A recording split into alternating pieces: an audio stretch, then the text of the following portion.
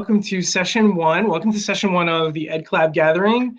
We're really excited to be here with you today. My name is Tom Marshall. I am a principal in Paramus, New Jersey. I'm also a former staff developer at the Teachers College Reading and Writing Project, where I actually met Chris and worked with him. I also am the author of Reclaiming the Principalship, a book for school leaders and district leaders on how to be an instructional leader in all that they do. I also run different kinds of study groups, cohorts for literacy coaches and principals, and that's where I met my friend Josh here, who is joining us today as well.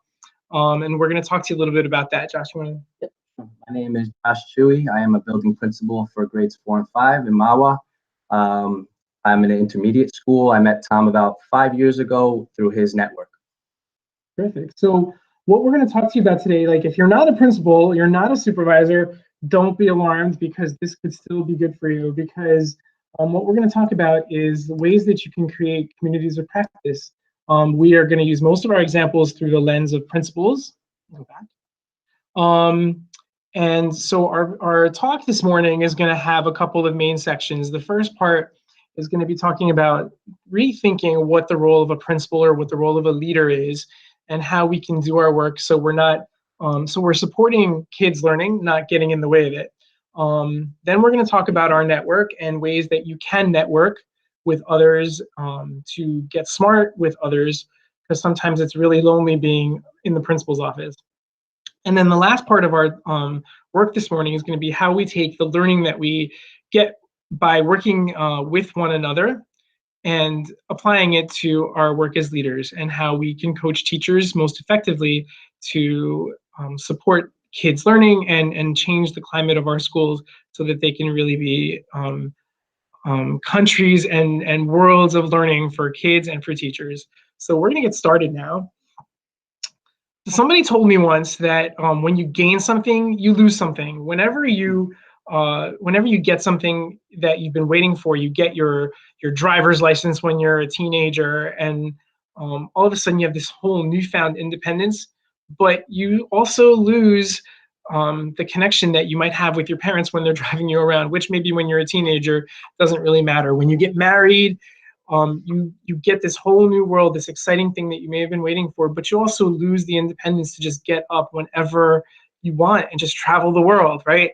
And the same thing is true when you become a principal. When you take on a leadership role, you gain something. You gain more authority, you gain more access to things, you gain a lot of responsibility, but you also start to lose your connection with the classroom and, you know, being in the trenches and trying to be right there for kids in their learning.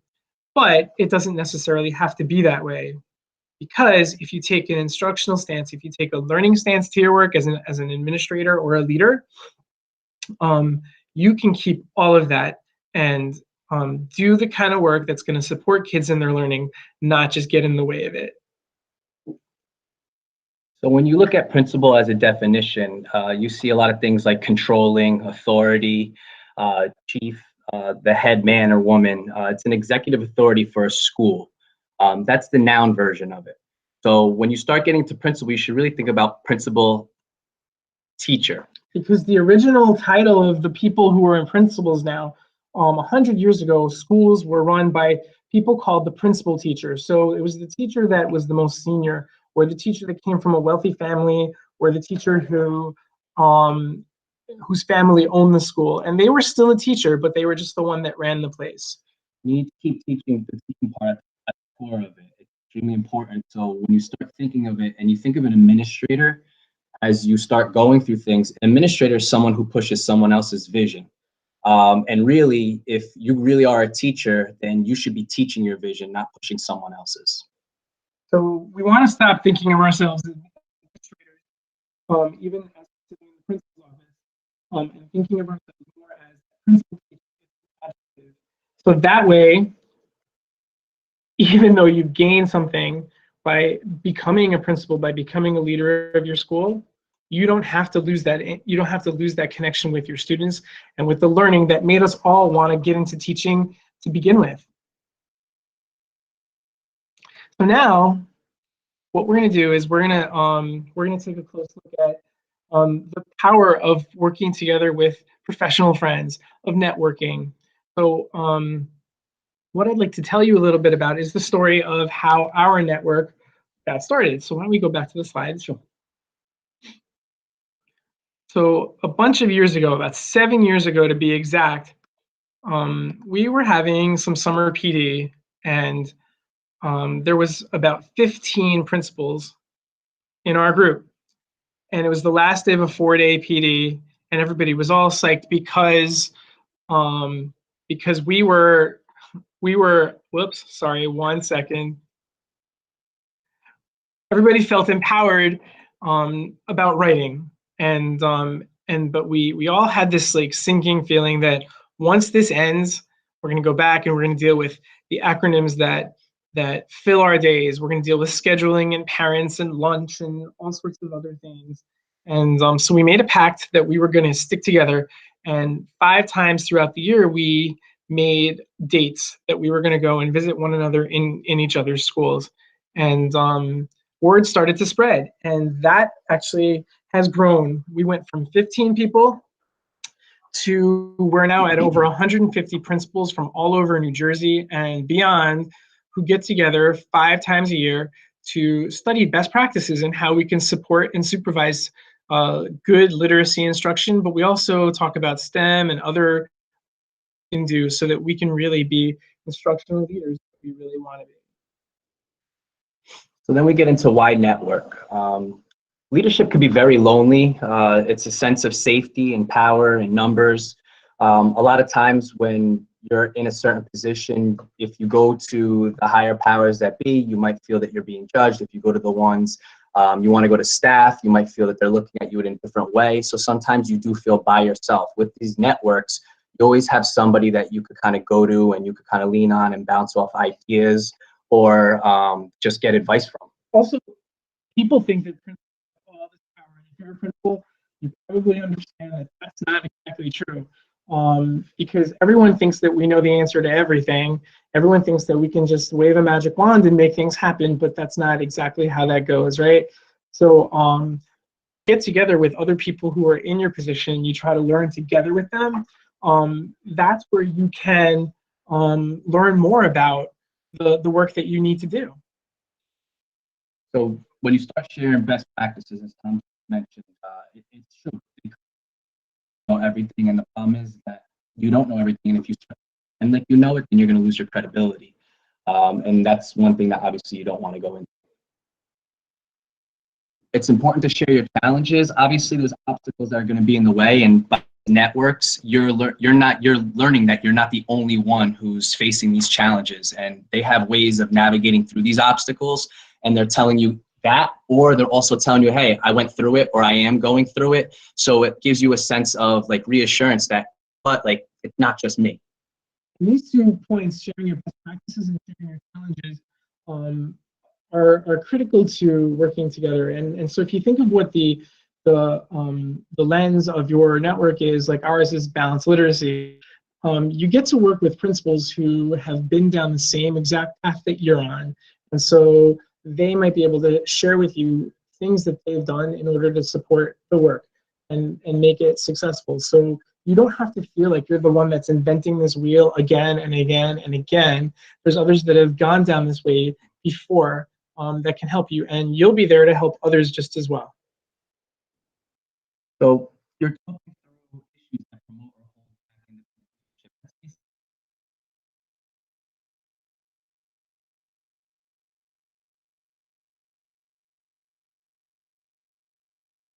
Having that, and that hopefully is going to promote growth within yourself and within your building and within your children that you're supporting in the schools. And then develop a sense of community. The important thing about this is community of thoughts. It's people coming together, talking about things that they're going through, maybe taking this crazy idea at first and watching it come to fruition. And you know, it's something about that makes it really beautiful to watch, that you know that you have this small little thing and then all of a sudden it becomes this real big, huge thing, and you see it making a difference. Now, when you're thinking about, creating a network, it's important to know, well, who you want to be part of this learning family that you're going to be in. So it's important to think of how are you going to figure out who's going to be in your community exactly, who are the people that you're going to study this thing with, and how long is your relationship going to be with them. Okay, so these are some questions that you might ponder if you're trying to figure out what type of network you're going to create. So the first one says, what learning topic do I want to explore? Maybe it's balanced literacy, maybe it's the role of special education, maybe it's STEM or any of those other things.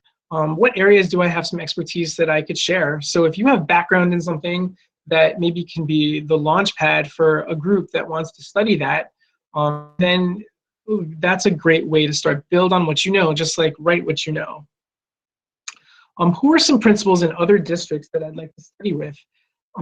Start to get to know people. We all go to, if you're a principal, we go to county gatherings or state gatherings, and you do get to know other people. And maybe it's someone, maybe there's a principal out there who you would like to get to know and study something together with, you know, and so call them up and say, you know, I'm really interested in figuring out makerspaces. Do you want to study that with me? Why don't we get a date on the calendar where we can visit each other's schools or visit another school that may already have it going, and start to figure that out. And I think the good thing about that is when you do these, when you go to different buildings out of the 5 times out of the year, you're seeing different things in those buildings. And that's another way of connecting, saying, oh, I would like to explore that. And then you reach out to them because you know they're going through it, as Tom said. And, you know, you don't have to reinvent the wheel.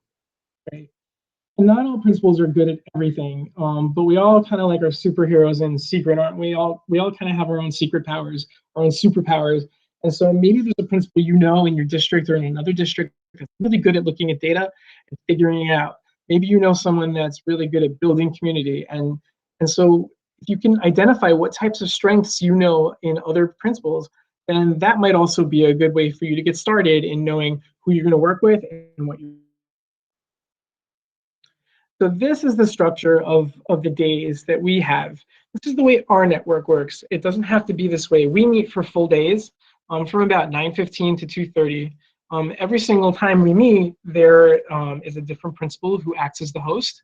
And so we start off with breakfast because that kind of gets everyone going. A little bit of coffee, a little bit of talk. And so the host principal will start with a little bit of what we call morning chat. They give us the history of the school and how long they've been there, and thinking about the lens that we're studying that day. And then we go into some group work, which I'll get into in a little bit. Actually, let's get into it now. There's different things that we do in the group work. Sometimes we simulate conferences with teachers, or we will study a professional text, or we'll watch a video together. Sometimes we do something called PD in a box, which is it's an activity that you can take right back and apply in a faculty meeting. For example, one was where we sorted student writing according to what we see going on in the writing. And then the principals had to act as a PLC right there. We had another simulation where we role played how to create essential questions at the start of the year in a PLC around a certain topic. So there's all sorts of different things that are PD in a box. So if you have an activity that that you tried in a faculty meeting, or you'd like to try in a faculty meeting and do a dress rehearsal, this is a great opportunity for that. We also do something, one of the most important parts of our day is called a lab site. The lab site is where we go into a classroom and we work with real kids. We work with real kids at whatever grade, studying whatever it is that we're looking at. And it gives the principals a chance to teach. This has a lot of residual effects as well, because all the teachers feel like it's an honor to be chosen, because now all these principals are coming into my classroom to look at what I'm doing and learn from that. And the kids during those lab sites, we really walk through the whole process of of a whole workshop model structure. We break it down, specifically into specific components. Like if we're looking at the mini lesson, then we might look at the teaching point, we might look at the connection, the link, and we walk and talk through the whole component, and then we take anecdotal notes and we come back together as a group, and then we start to have rich discussions about what we saw, what we didn't see, what we changed, what were some trends that we saw in the classroom or throughout the whole building. How can you possibly supervise or observe a teacher in something that you're not teaching? So this gives you the chance to really try it out before you have to go back and do that. It also adds rich levels of depth to what you might say when you're having those observations. Let's go back to the chart. After lunch, we do something called learning visits, and learning visits are walkthroughs where we look at the school from a particular lens. And sometimes, like, lenses that we've used were conversation or independence or classroom arrangement, or sometimes we go with no lens at all. And we just kind of take a look at what that principal who's hosting us that day happens to be really proud of.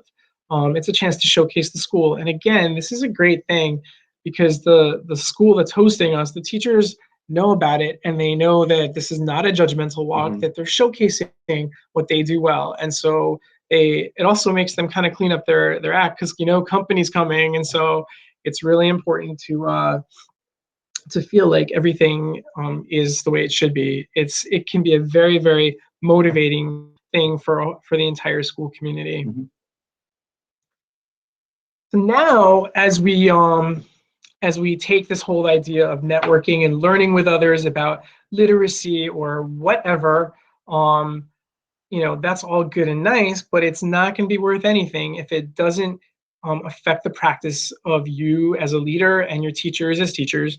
And so what we're going to talk about for the rest of our time today is this whole idea of the principal getting in and coaching teachers in the classroom and outside the classroom, building up what they're knowing. And sometimes you can take what you learn from our network and make that happen.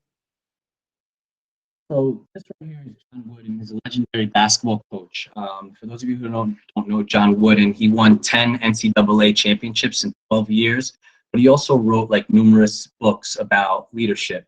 So one of the things that he says is a coach is someone who can give correction without causing resentment.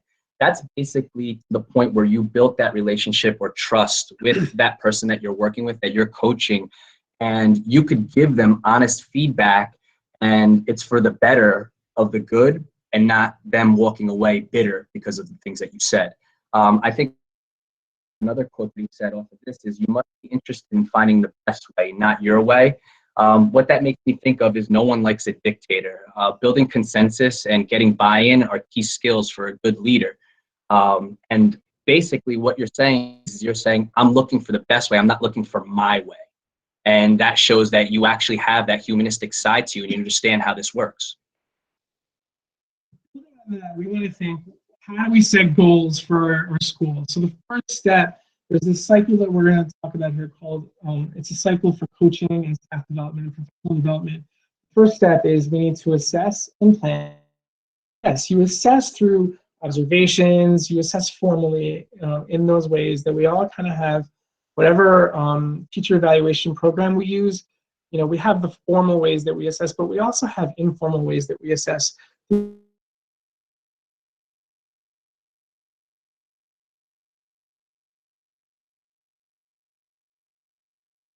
Conversations that happen. We try to assess what we see going on and create and notice the trends that are going on in our schools. So for example, you may see that there's a divide, right? That the teachers in your school that teach the younger kids may have one philosophy, and the teachers that teach older kids may have a different philosophy. Or maybe there's a trend of the idea that the younger teachers are more student-driven and the older teachers are more teacher-directed. Or you may see that there's a divide between special ed and general ed in your school. Whatever it is that you see, you need to assess that so that you know what you're working with, right? It could be that your whole school is on board with something and you can go deeper with it. And the next part of that is to make a plan. Make a plan for what they need to learn. And coaching and staff development are an important part of that. So the second part of this cycle is to actually conduct the coaching and staff development. So when we say staff development, we think of consultants, and that can be a really great thing. But it's not enough, right? Because we need to have coaching built into our school's culture. I walk down the hallways and I can't get through the hallway without teachers stopping me and talking to me about real learning things that are going on. They talk to me about students that have made great progress, or maybe they tried out a new strategy that they weren't so sure of and they found success with it. Or they say, I wish you had been here 10 minutes ago because the conversation my class was having was just awesome. And they're not telling me that because they wish I would have written it up. They're telling me that because they see me as a partner in their learning. And so the next phase, the part that we're just looking at right now, is how you can go in and coach the teachers yourself. And maybe you have a literacy coach or an instructional coach in your school, maybe you don't, but you can train them, or you can be that coach person who goes in and works with teachers and builds them up. And so then the next thing you do is, once you've coached your teachers in something, you want to create something called a nurturing accountability. That doesn't mean, like I've taught you to do a 10-minute mini lesson, now I'm going to walk around with a stopwatch and catch you doing the wrong thing. It's more of like, I'm going to watch you as you're teaching now, and I'm going to see kind of where your strengths are, and what you need to do next, and then nurture you into that. But now I'm going to hold you to a higher level because we've discussed this in our coaching work. And then the cycle repeats itself, but now it changes into reevaluate and plan. So we noticed X, and we want to think, how do we go deeper with X, as we move on, right? So it's not about this initiative overhaul that a lot of schools go through every year, where like every September it's a whole new initiative, like we're on a whole new planet. Nope, that's not effective. What we need to do is take what we have been doing and go deeper with it, and make plans, and create new coaching and new things to be accountable for. I think it's important when you're looking at the components of coaching relationship. The first thing we're going to touch upon is personal trust and relationship. This could be the hardest, but once you start getting used to it, and you get good at it, it could be become an easy process. But looking at this part first, it's not about defeating somebody. It's more about building them up. You have to be honest but supportive. You have to commit, but you have to follow through and be consistent with it. But most importantly, you have to model the behavior that you seek. You have to roll up your sleeves. You have to get in the classroom. You have to show them that you understand the work that they're doing is important, one, and two, that you understand the struggles that they're going through, and you're in the trenches with them. This slide here, we as you walk through your school, you see things, and you're going to see things that you think are awesome, and you're going to see things that you wish were different. And there's different types of responses that you can have to these things. You can respond to something that you see as a supervisor, where you give a mandate and you say, no, you have to do it this way. You have to do it my way. Or you can respond with what's called a coaching response, where you're taking the teacher's learning into consideration. And there's a time and place to each, because if you see that a fire exit is blocked, or you see that there's an unsafe learning environment, you have to take a supervisory response. You have to take the responsibility, like, nope, you need to move those boxes out of the doorway, or you really have to do X, Y, or Z, because it's creating a dangerous learning environment and real learning is not happening. The effects of a supervisory or administrative response are quick. They can be punitive or complementary. The effects take place immediately, and those responses create compliance for the teacher. It doesn't make the teacher engage in reflection or think about it. They're doing it because you told them to. They're doing it because they're afraid of being in trouble. And once the change is made, reflection stops. And what the problem with that is that it may stifle future conversation between the teacher and the leader. But like I said, there's things where you need to do that. But if it were something that's more about teaching practice, 9 times out of 10, especially unless it's something that they should have known a long, long time ago, you need to go with a coaching response, which withholds judgment. The effects do take a much longer time, but it opens up this whole world of reflection and conversation and partnership with the teacher. And we don't want teachers just going through the motions in their teaching practice. We want them to really understand why they do it, so that they're doing it effectively, and so that they're doing it reflectively, and that they're doing it with kids' long-term learning in mind. Let's take a look. This next This next page here is from Reclaiming the Principalship. And it gives you the idea of, like, if you have a teacher named Amy or named whatever, right?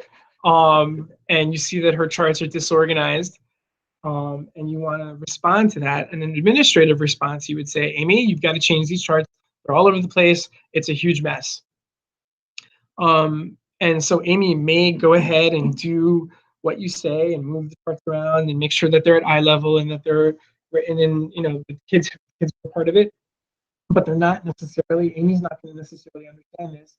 And a month from now, you may have the same problem with Amy, and you've also now alienated Amy, and she's not going to be opening up to you. She's not going to be talking to you about what she's doing. Instead, you want to have a coaching response where you kind of note what's going on in the classroom with these charts and mention it to Amy, but then build it into your coaching so that Amy understands why charts need to be arranged a certain way, or what the real role of anchor charts may be in the learning process. So why don't we go on here? When we get to the credibility of the content, I think it goes back to what Tom was mentioning before. You don't necessarily know everything, and it's okay if you don't know everything, but don't pretend like you know something, because you will lose your credibility in the long run. And then what that's going to do is going to make you lose your personal trust in the relationship that you built from the beginning. So you have to start asking yourself, like, what do you know? What are you good at? What can you offer? You know, I do know a lot about teaching and learning, but let's say, for example, you don't know a lot about the violin. So what should you focus on? You should focus on some way that you could support and show and promote growth within that teacher. I'm sure. Yeah.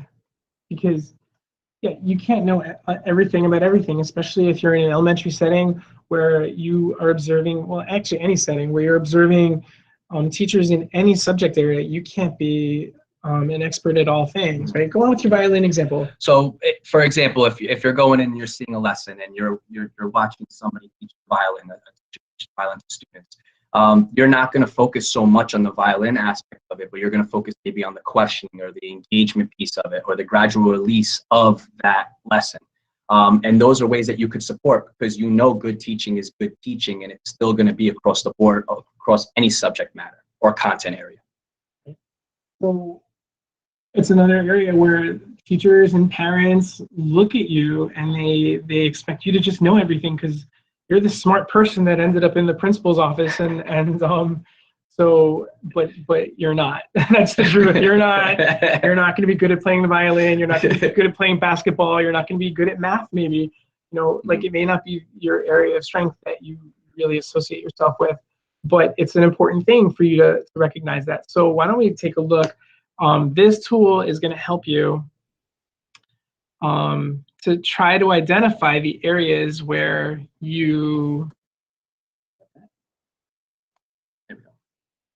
areas that you could identify as something that you could possibly coach teachers in.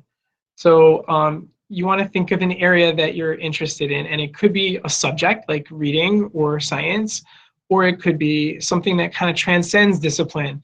So it could be classroom management, it could be differentiation, it could be building community or offering choice, okay? And so these questions are something that can help you to identify why this may be something that you could coach. So the first one says, what experience or successes make you comfortable in this area? And you can draw upon your own experiences as a teacher or as a principal or as a workshop participant, and draw upon that. What, if any, part of this focus are you not completely comfortable with? It's good for you to know that, because that could be something that you turn to a teacher and decide to study that together. Think of 3 very diverse teachers in your care. How would you be able to coach each of them in this area? Okay, because sometimes we have teachers that, just like we have students who are really, really strong, you know, we can't not teach them. Same thing with teachers. We can't not coach them just because they're already doing really good work. But you can use them as a partner that you would move forward with. Or how do you take the first-year teacher and give them what they need to know right now through your coaching?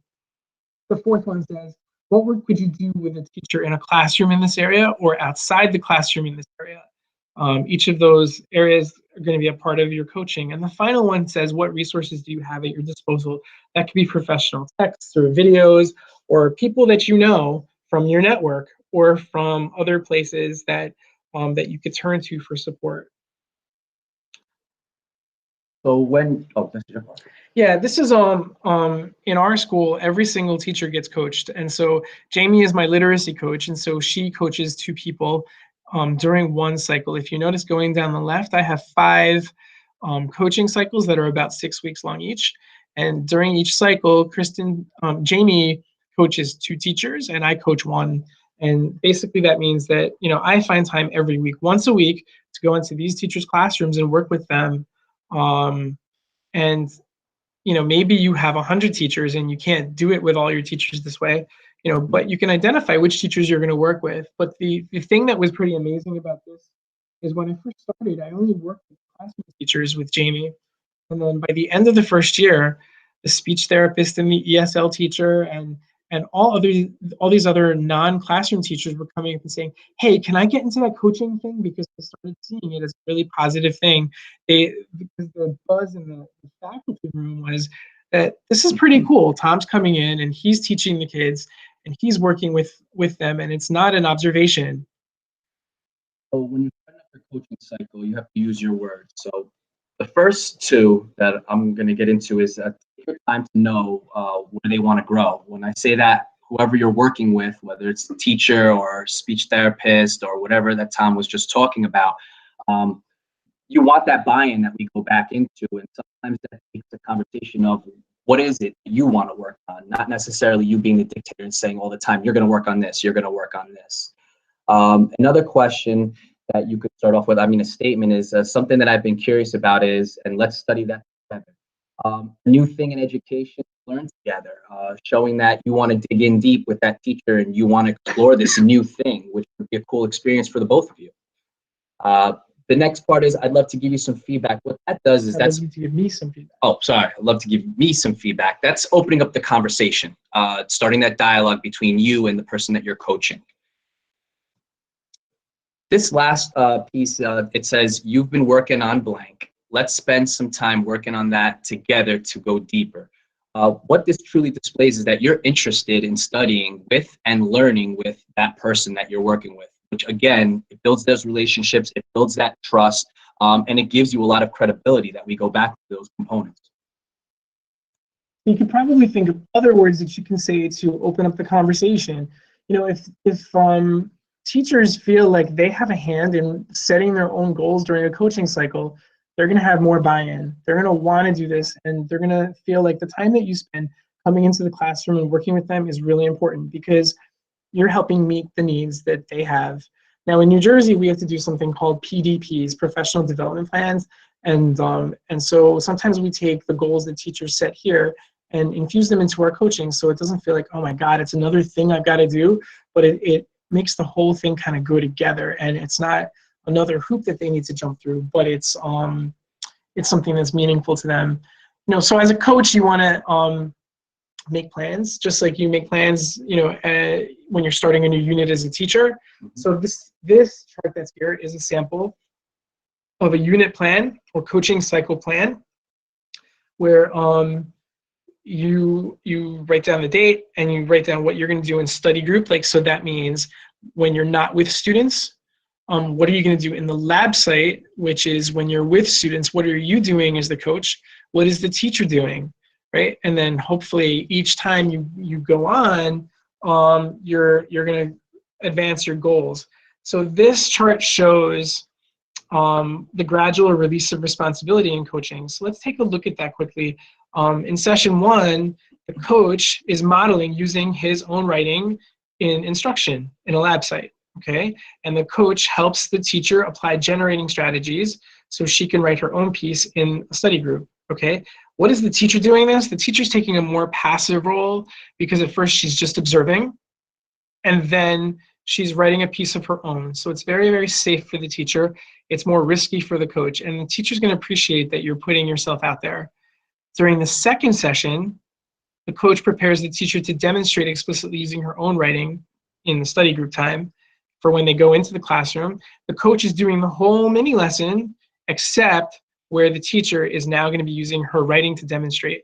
So now the teacher is slowly taking on more and more of the work that has been modeled for her or for him. And so, and then you're able as the coach to go deeper and deeper each time. That's the wonderful thing about having a cycle. It's not one-stop shopping. You're able to build on the learning from the previous session and go deeper and deeper and deeper each time. So how do you coach? There's components of coaching where you're in the lesson and you're walking through it, and then you have study group coaching. One way to do it is through reel-to-reel, study a professional text. These ones are kind of similar. You watch a professional video for reel-to-reel, or you're in a professional text, and basically what you're doing is you can view what's being discussed through various lenses in these conversations. All these components that we're going to be talking about, we do in our network, and we practice them, and then we take them back to our buildings. So the idea of role play in a study group, remember there's no students involved in role play. In this, it's like if you're studying reading conferences, something that you can do is one person acts as the coach, and as the teacher, one person acts as the student, and you're actually role playing what a conference looks like. It's a safe way to try things out. Next one is four corners. Four corners, this allows you to the lesson over and over again. It doesn't have to be exactly four corners. It could be 5 or 6, whatever the case may be. But each time the students transition, the teacher's reflecting on what they delivered, and it gives them a chance to reteach it again and either take away things they thought went well or work on things that they missed. Four Corners is something that was developed at the Reading and Writing Project.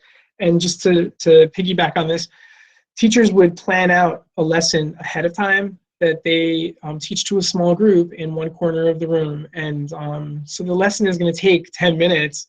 And then at the end of the 10 minutes, the students go around to other parts of the room. And each time the teachers reteach the same lesson, but they try to do it a little bit better each time. The next part is hearing. Or their actions. Let's say you're doing a mini lesson and you're doing the active engagement component of it. You would mirror the exact talk and the exact sayings that you're saying as you're crouching down and meeting with those students while they're doing a turn and talk or things of that nature. Narrating your teaching is when you're working with the students and you're teaching the kids, but then you're also then turning on looking at the grown-ups and saying, so teachers, what I just did was blah blah blah, and you're naming what you did, because if you don't name it, then sometimes they might misunderstand something that you were trying to do, or not quite get why you did something. And then we also have whispering in, which is sort of like Cyrano de Bergerac, where the teacher is teaching the student and you're whispering to the teacher, try this, or go back, do this again.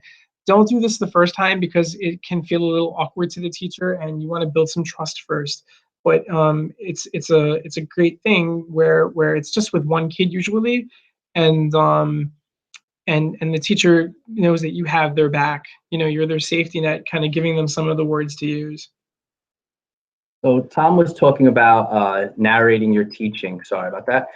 These are guide sheets that we usually held through that piece of it. So just to briefly on this, basically focuses the teacher and they're listening, so they know what they're paying attention to. So let's say it's the teaching point. What is the teaching point? How many times did you say it in the connection during the teach part, active involvement? And then you're taking that teaching point and you're turning it to linking it to the mini lesson. There's another one where if you're conducting a conference with a student, you want the teachers to listen. It might just be like, oh, that's a nice conference, but I'm going to tell them that you want to listen from the lens of looking for something to complement and something to teach. And this is just a place where they can jot down as many possible ideas they have for what to complement or what to teach. So the coaching bulletin board is something that literacy coaches that I work with have developed, where they have a bulletin board somewhere central in the school, and they devote it to some area of PD. This one is an example of the qualities of good writing. And so there's 5 parts on this bulletin board about all these different qualities. And if we take a closer look, this is elaboration, and it's got a definition of what elaboration is, and it's got different handouts and pieces of student writing and lesson plans and anchor charts and things like that that go up there. And if you notice, by each piece, there is a Post-it that gives an explanation about why this piece is good. So this is a piece of teacher writing. This is a piece of writing that the teacher wrote. And next to it are strategies that can be used, that can be taught using this story to add internal story to their writing. So now, I want to think back to question number 2. How did the team change because of your work together? How did you change? This is just basically the practice. You should be able to coach it after the coaching experience. You have to think of the bigger picture. If it's not having a bigger impact, then it's not worth it. So the third one, how can you use your work with this teacher to inform the work with other teachers? Maybe you did something in this classroom that was really cool, or you saw that the teacher was doing something amazing. Maybe that's something that you can share at a faculty meeting. Maybe that's something that you can get the teacher to share at a faculty meeting. Maybe that's something that can inspire work that can be something that the entire school is going to work on next. So the last piece was, how has the work in the cycle helped you think about bigger goals for your school and its climate? So it's basically taking a step back from what you just coached that person on, and you're saying, what's the bigger picture? How can you make this spread throughout your building to have that big impact, which kind of goes along with other pieces of the coaching reflection piece? So as a leader, it's really important that you maintain that learning stance so that you can be what Roland Barthes calls the head learner of your school, creating an excitement for kids and an excitement for your teachers about learning, so that they keep on learning. One way to do that is to create or join a learning network that meets for years and years, or meets once or twice, but it makes the work of being a leader a lot less lonely and a whole lot more meaningful. And you really do grow professionally from it, meeting other people, their great ideas, and basically their mindset and what they went through, their experiences, things that you've never experienced, things that you did experience, and just how to do it better and perfect your craft. So the only wrong way to do this is to not do it. The only wrong way to do this is to wait for someone else to come around and create something.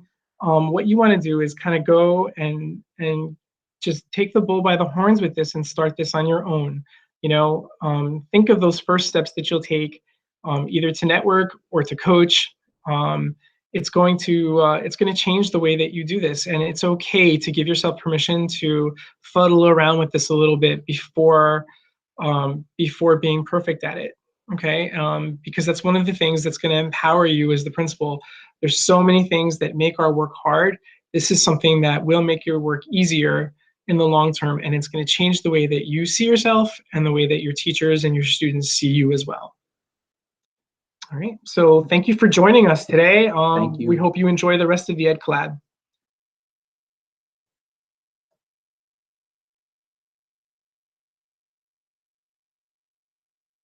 Hi there, everyone. Just wanted to give you a preview of what's coming up in the next sessions. We have coming up lots of wonderful workshops. We have books, An Avenue for Change by Diana Ferreira and Rebecca Giapoli. We also have translanguaging in children in the middle grades with Carla Espana and Luz Herrera. Our workshop number 4, unfortunately, has been canceled. That was by Dana Stukowiak. Unfortunately, she cannot be here today, but we have a lot of other great workshops, so please stay tuned and for the upcoming session at 12 o'clock. See you soon. Bye-bye.